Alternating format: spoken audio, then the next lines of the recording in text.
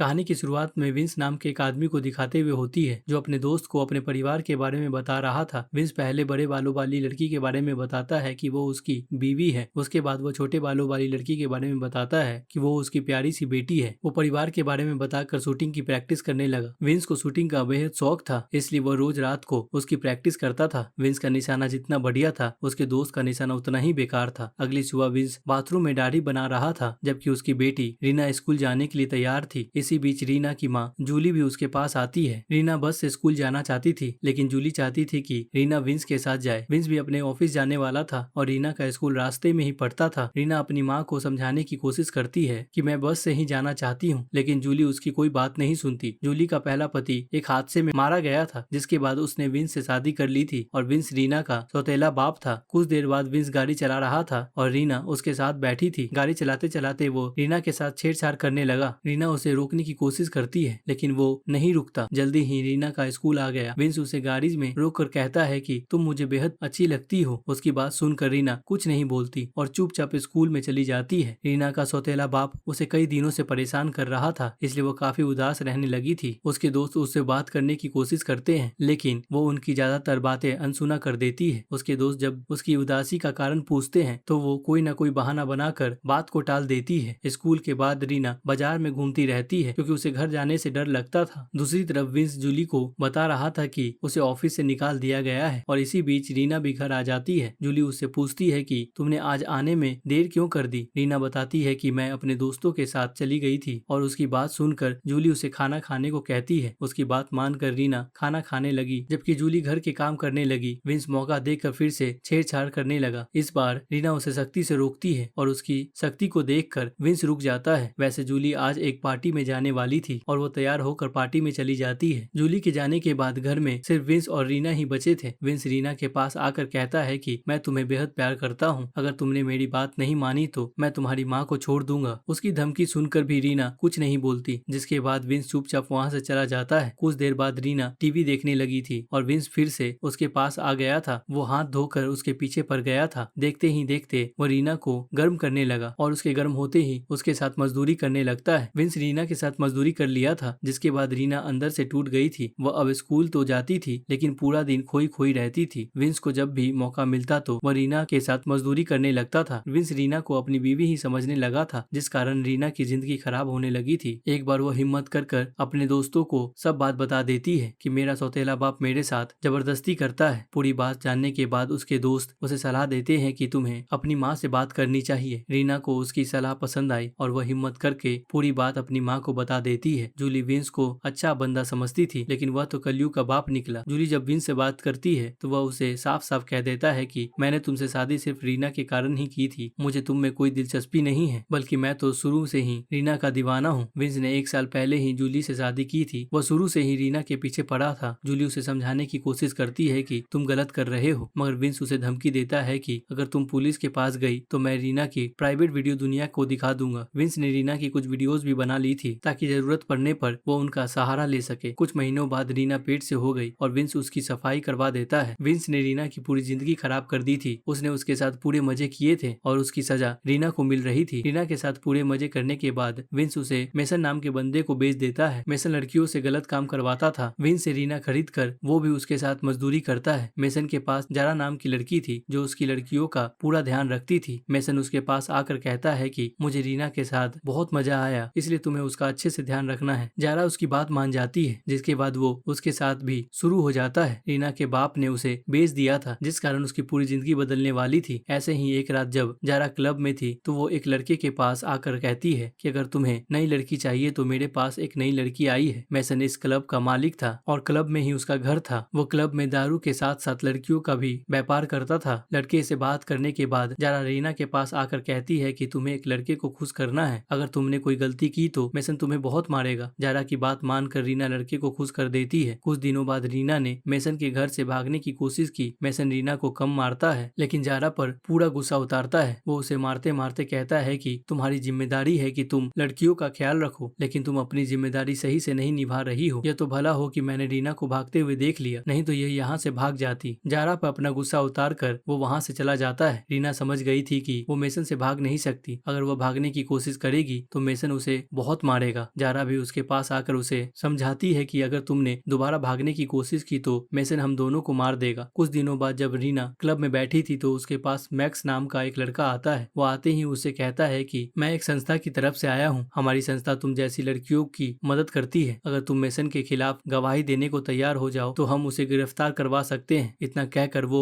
उसे अपनी गन दिखाता है और कहता है कि तुम्हें मेसन से डरने की जरूरत नहीं है। मगर रीना को अब किसी पर भी यकीन नहीं था, इसलिए वो उससे कहती है कि मैं अपनी जिंदगी से खुश हूँ। इसी बीच मेसन भी उनके पास आ जाता है और वो मैक्स से उसका नाम पूछता है। मैक्स का नाम जानकर वो कहता है कि तुम्हें रीना के साथ बेहद मजा आएगा। मैक्स उसे अपनी सच्चाई नहीं बताता है, बल्कि वह झूठ बोलता है कि मैं यहाँ मजदूरी करने आया हूँ। मेसन भी उसे यकीन दिलाता है कि तुम्हें रीना के साथ बेहद मजा आएगा। इसके बाद वो उन दोनों को एक कमरे में जाने को कहता है और उसकी बात मानकर रीना उसे कमरे में ले जाती है। कमरे में आते ही रीना उसे गर्म करने लगती है, लेकिन मैक्स उसे रोककर कहता है कि तुम्हें यहाँ से निकलना चाहिए और मैं तुम्हारी मदद कर सकता हूँ। मगर रीना उसकी बात नहीं सुनती और उसके साथ मजदूरी करने लग जाती है। कुछ देर बाद ही मैक्स मजदूरी करते करते थक जाता है। उसे अब रीना अच्छी लगने लगी थी। वो उसे समझाता है कि तुम्हें मेरे साथ चलना चाहिए और मेरे पास गन भी है, मगर रीना उसकी बात नहीं मानती। मैक्स जब ज्यादा ही जोर देने लग जाता है तो रीना परेशान होकर बाहर आ जाती है। मैक्स भी उसके साथ पीछे पीछे आता है, मगर मेसन के गार्ड उसे पीछे से रोक लेते हैं। मेसन खुद मैक्स के पास आकर उसे चले जाने को कहता है। मैक्स उससे कहता है कि रीना मेरे साथ जाना चाहती है क्योंकि वो यहाँ पर खुश नहीं है। इसी बीच एक लड़की मैक्स की गन लेकर रीना को दे देती है, जो पहले ही नीचे गिर गई थी। मैक्स की बात सुनकर मेसन सीधा रीना के पास आता है। वो उसे पूछता है कि क्या तुम मैक्स के साथ जाना चाहती हो। रीना मना कर देती है, जिसके बाद मेसन के कहने पर मैक्स को भगा दिया जाता है। कुछ देर बाद जारा